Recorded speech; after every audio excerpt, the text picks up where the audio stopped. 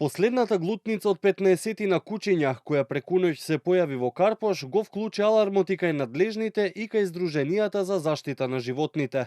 Постојат сериозни индиции дека станува збор за организирано внесување и дислоцирање на куќиња кои се нестерилизирани и необележани, велат од Анима Мунди, кои побараа камерите на Safe City да ги лоцираат оние кои проблемот со куќињата го решаваат, носејќи ги во Скопје. Дополнително, од Сдруженијето алармираат дека се лоцирани и куќиња кои се обележани со ушни маркици од Албанија и Косово, што проблемот, велат, го прави уште пострашен и посериозен. Да ги прегледаат безбедносните камери во градот. Значи, тие куќиња некој организирано ги дислоцира од други места. Неверојатно е физичко лице тоа да го прави постојано, бидејќи се работи за огромна бројка на куќиња, кои што треба реално да си стручен да ги заловиш. Може да се види каде се оставени точно и кој ги оставил.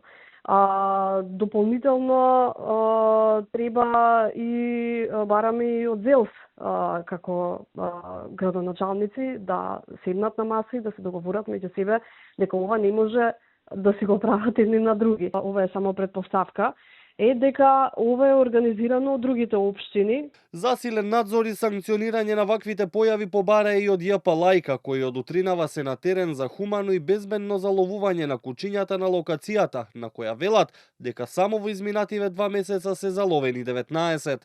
Од град Скопје за Канал 5 велат дека интензивните акции на терен ќе продолжат до решавање на состојбата, а посочија дека веќе се во комуникација со МВР. Градот Скопје стапува во контакт со МВР за засилени контроли на сите типови возила на влезовите во главниот град, но и во внатрешноста на градот со цел пресретнување на евентуално транспортирање на куќињата, за што постојат сериозни индиции. Дополнително во координација со МВР во предвид е користење на камерите на Safe City за да се дојде до предизвикувачите на ваквата состојба која ја загрозува јавната безбедност. Дотогаш ЈП Лајк интензивно ќе работи на решавање на проблемот на терен. Велат од град Скопје, од општина Карпош пак посочија дека будно ја следат состојбата и дека се во постојана комуникација со град Скопје и Лајка и дека во соработка со градот интензивно ќе работат низ наоѓање на решение за моменталната состојба, но и за трајно решавање на проблемот со уличните куќиња.